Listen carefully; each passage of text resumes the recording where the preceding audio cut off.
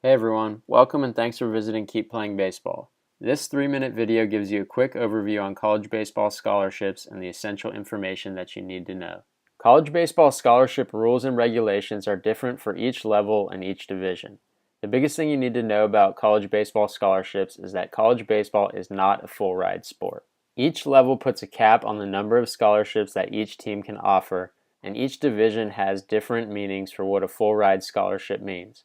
For example, an NJCAA Division II full ride does not include room and board. There are also several levels that don't offer any athletic scholarships at all. It's also important to note that not every NCAA program is fully funded.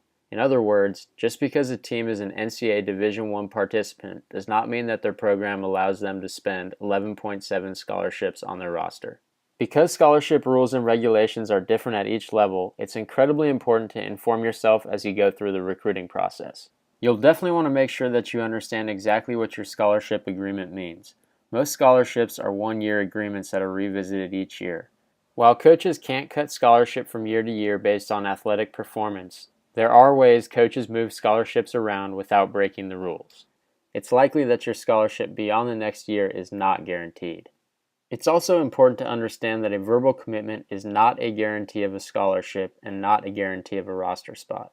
A scholarship offer becomes guaranteed usually for one academic year when a player signs an NLI or written financial agreement to the institution.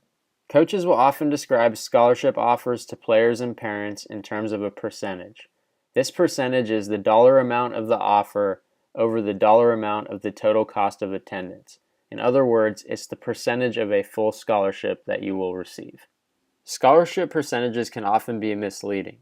Scholarship percentages are a good indicator of the program's interest in you. The higher the percentage, the more value they assign to you as a player. For example, a Division I program that offers you an 80% scholarship is saying that 0.8 of its 11.7 scholarships are going towards you. That's a huge investment. Scholarship percentages are not, however, a good way to determine out-of-pocket costs or whether a school is financially viable for you. It's also not a good way to compare multiple scholarship offers. For example, that 80% scholarship that you are offered at one school does not mean that if you're offered an 80% scholarship at another school that the dollar values will be equal. Whenever comparing schools, it's best to convert to a dollar amount and compare those two numbers side by side.